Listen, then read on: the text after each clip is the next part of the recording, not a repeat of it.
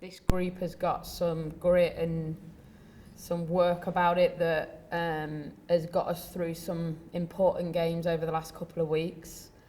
We know tomorrow we're playing against a team who are in form, but we're coming here to try and get a positive result because that will set us up really well for the end of the season.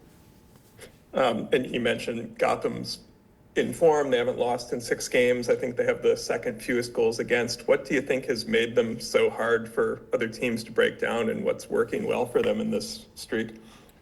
Well, I think in regards to their form, I think Rose has been exceptional for them. And I think their backline and goalkeeper are very good. So I think their goals conceded is a reflection of that. But we know we have a good game against each other. Like we sort of, it's a bit of a chess match every time we play each other on what things look like, and they tend to be tight. And last year when we came here, they played really well against us for 60 minutes, and then we hung on in there and managed to get a goal late to get a point on the road. I'd like it to be less stressful than that, but I'd take it. So I think that we're going out tomorrow to try and put a performance on that we're proud of. We want to set the tone without the ball, make it as difficult as possible for them, and then show our quality when we have it. Thank you. Thanks, Steve. And Charles, go ahead.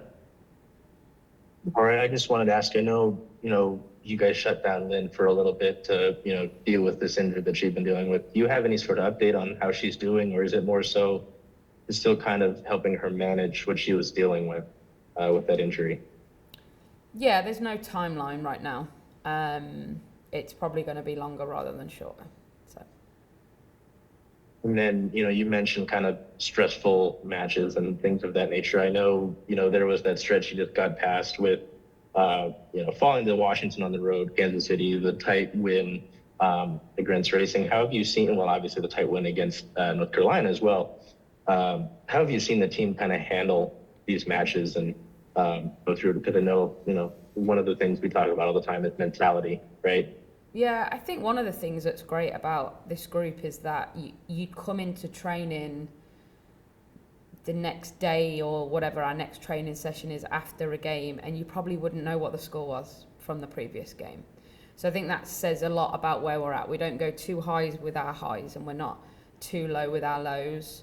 We reflect and we're analytical, and we're hard on ourselves, and we give ourselves a pat on the back when we've done things well, but then it's like on to the next. And I think that's what's been a really good thing about this week, is the group's really focused in on trying to put back-to-back results together, which we haven't done for a while. Thanks, Charles. And Jada, go ahead.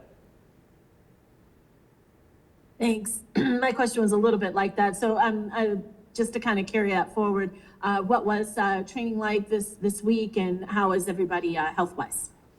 Yeah, training's been good. Group's been working hard.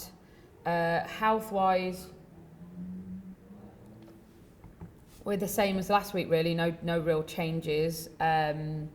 Mia's still dealing with a little niggle from Kansas. Jess dealing with a little niggle from Carolina. But nothing major. Nothing extra from what's already been going on. Thanks, Jada. And then Quazim. Hey, Coach. So last week you kind of talked about scoring goals in transition as kind of a remedy for unlocking this offense. You're dealing with a stingy Gotham team here. How do you kind of attack them in that regard and try to score in transition? We've got to be really hard to beat defensively. We've got to bait them to play where we want them to play, win it off them and hurt them in those moments. And that's something we've spoken about. So I think that's the keys to the game, is shutting down their threats and then being able to utilise our strengths that we have going forward when we win it.